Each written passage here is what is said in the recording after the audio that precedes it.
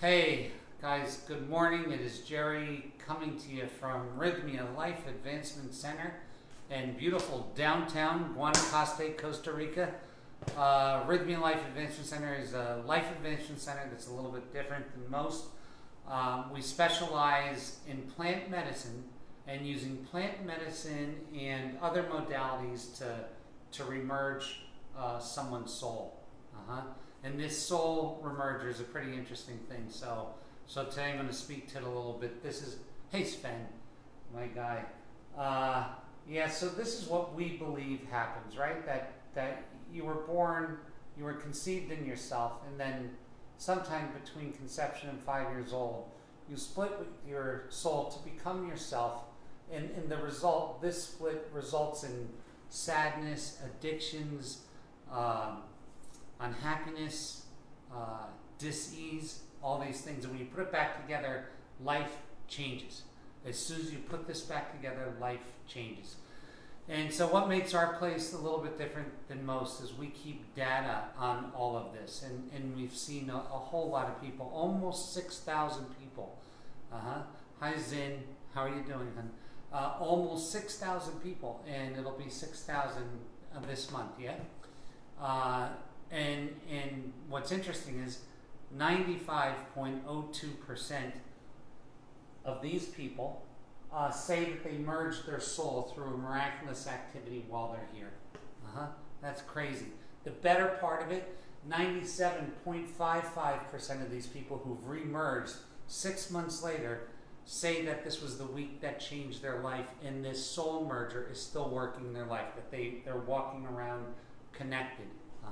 And that's a whole different way to live, to walk around connected versus being soul split, yeah? And what we like to think, or how we like to think about it, right? Because we're doing so much of it. Like this week I have 83 or 84 guests, which is kind of normal now, right? It's gonna, pretty soon you won't be able to get in here. What I'm gonna talk about today though is this. It's why workshops tend not to work. So if you take a look at the totality, and if you buy off on this, and by the way, this is about a 5,000-year-old concept. I thought I made it up. I thought it was mine, but it's not. It's a 5,000-year-old concept. But why do workshops not work? Why do reading books not work? Why do all these things tend not to work, tend not to last? And why does this last? Okay, so let's talk about it. Most of what you're learning in a workshop or in a book is controlled by your conscious mind, and that's about 3% of your activities stem from that conscious mind. So the rest of it, the 97%, stems from something subconscious or something spiritual that we don't have our conscious mind doesn't have a link to. Yeah. So what happens? We go to workshops and we feel great. I got it. I finally got it. And then we walk out of the workshop, and 3 days later, 5 days later, 2 weeks later, it's no longer working. And then we get frustrated. And here's where this gets interesting. I'm going to tell you the key to you is to leave yourself alone. Because if you understand how the thing works, that this is a psycho-spiritual connection that puts you back here, and once you're back here, everything changes. What do I mean by that? You don't want to drink alcohol like you used to. You don't want to eat like you used to. You don't want to do the things that you used to do. Everything changes. So all the things that you were trying to force change in before naturally happens when you're like this. So what about all this other stuff? What about doing workshops and then getting mad at yourself? This is what it's like. There's a little boy or a little girl in you, and that you've given that little boy and little girl keys, and that little boy and little girl goes up to a car and tries to start it with the wrong keys, and then you fucking yell at that little boy or little girl because it didn't work, and you constantly do this and beat yourself up. And you're beating yourself up, and you're using, the little child in you is using the wrong tool to open the door, to the wrong key to start the car. So by all means, I'm going to beg you to leave yourself alone. trying to do this consciously is great. I can go to Tony Robbins, I can go to whoever and get some great stuff and focus on that stuff.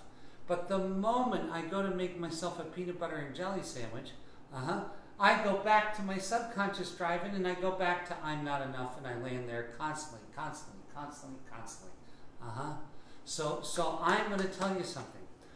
Go to a place that can honestly fix it. Go get a marker, put it on your calendar that you're going to a place that can fix that. And what kind of place would that be that can fix it? Well, you need a place that deals with all three of these things, with the spiritual, with the conscious, and with the subconscious. And then there are places like this. We are one of them. I happen to think we're best at it. That's because I want to be the greatest at this thing. You know, it's such a great thing to do. But trying to drive the 97% with the 3% is like giving Moby Dick a tic tac. It doesn't even get seen. Okay, so please, what I see here all the time, by the time they get to me, by the time these people get to us, my team, beautiful Meg and all my crew, by the time they get to us, they're so beat up from their own words to themselves. I feel so sad when they arrive. I look at them and I go, you know, this guy has been calling himself a piece of shit for 60 years. And the whole time he was using the wrong tools. So this is what this frustration looks like. I read the book or go to the workshop, and in a moment it lines up with my conscious way of thinking, and I think, oh my God, I'm fixed. And then I leave that workshop and I get back in life, and 2 weeks later it didn't work again. And who do I blame?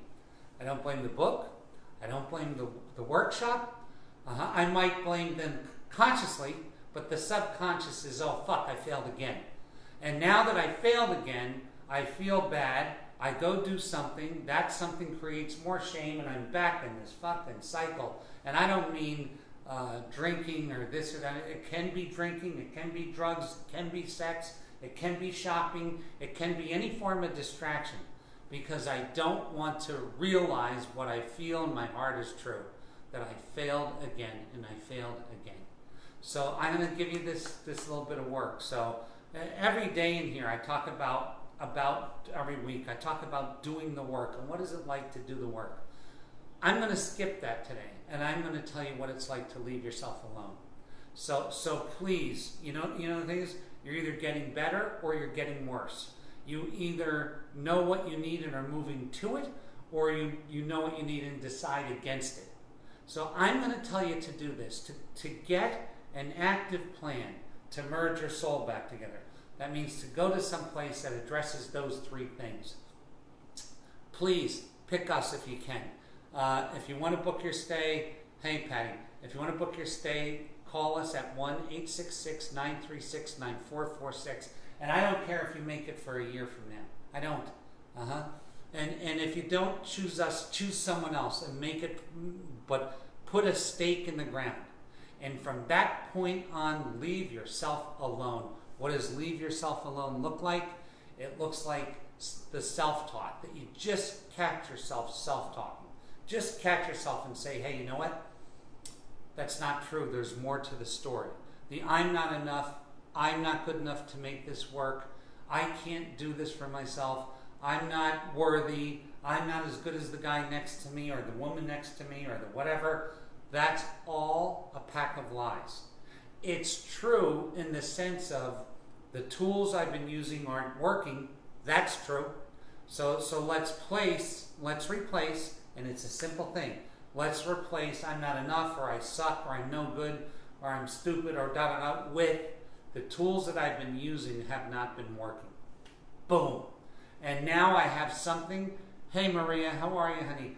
Now I have something in the future, a date where I know I'm going to go somewhere that's going to merge me back with my soul, and that's not the end either. I want to tell you the truth about this. Once you get your soul merged, now a whole nother thing happens, huh? What is that? Accountability occurs. Uh-oh. And this is the thing about, this is why this soul merger, deciding to do this and to change your life is such a big thing, because all of a sudden we get accountability. Holy shit. You know, when I didn't know, I didn't know.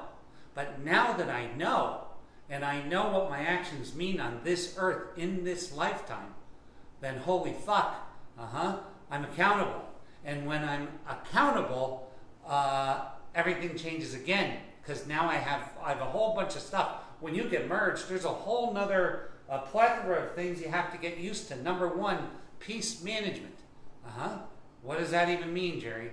Well, I can tell you, an unmerged soul is used to a life without peace. A merged soul, all of a sudden, boom, we have peace. Holy God, what do we do with it? It takes management. It's peace management. It's getting used to it and then getting to like it. That's a whole nother thing. The accountability is something you can't escape from.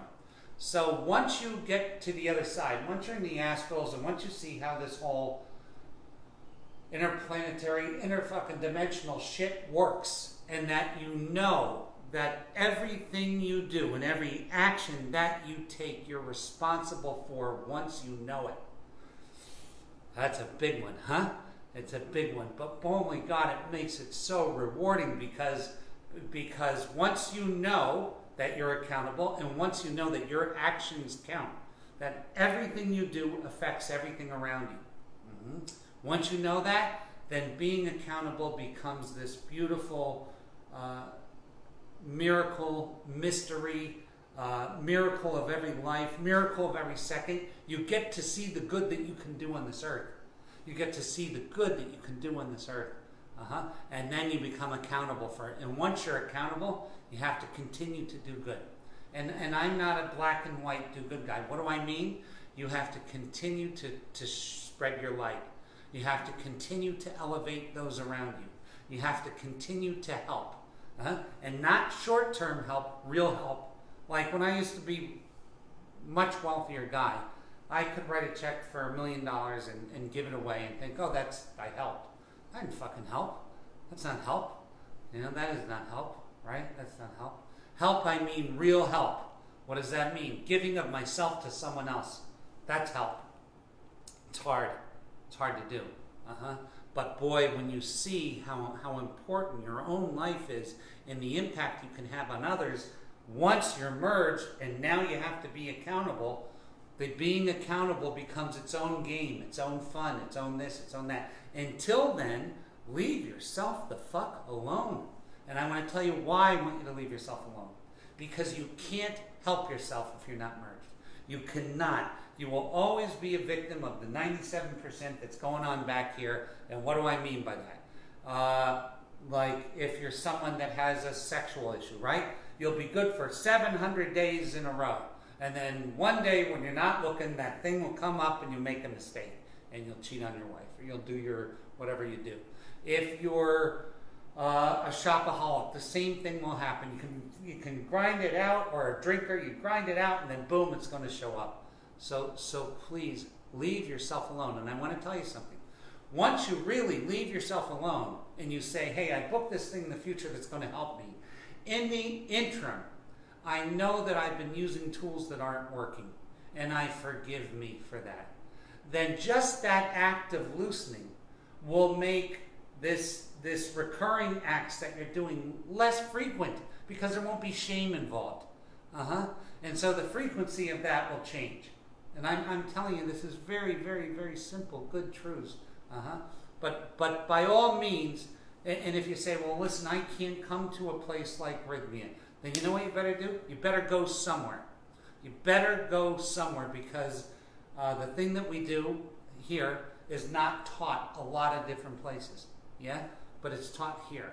So it's not whether you can afford to, it's whether if you can afford not to. And I'm telling you that as the truth. Whether you show up or not, it doesn't, in the scope of things financially, it's not a big deal to me. But if you show up or not personally is a very big deal for me. I want everyone to come. I want everyone to experience the freedom that I got. I got mine. I got mine. And it feels fantastic. And I want you to get yours. And I want you to come here. But in the interim, I don't want you to beat yourself up. I swear to you, when they get off the bus here, we have our own vans, right? And then people come and see you later, Zinlin. When they come off the bus, I look at their faces and they all scream the same thing. I've beat myself up so much. Their words might be, life has beaten me up, but their face is that they have beaten themselves up too much and they don't want to do it anymore. Don't wait till it's that sad. Just come here. Just come here and we'll get you straightened out. That's all I have for this week. I just really mean that from my heart. I want you to come to Rythmia. Come and let us do this work together. And in the interim, leave yourself alone. Replace I'm no good, I'm not enough, with I've been using the wrong tools. I've been using the wrong tools. Please. Until next week, God hold you, God keep you, God love you, and we will see you soon at Rythmia. Thanks, guys.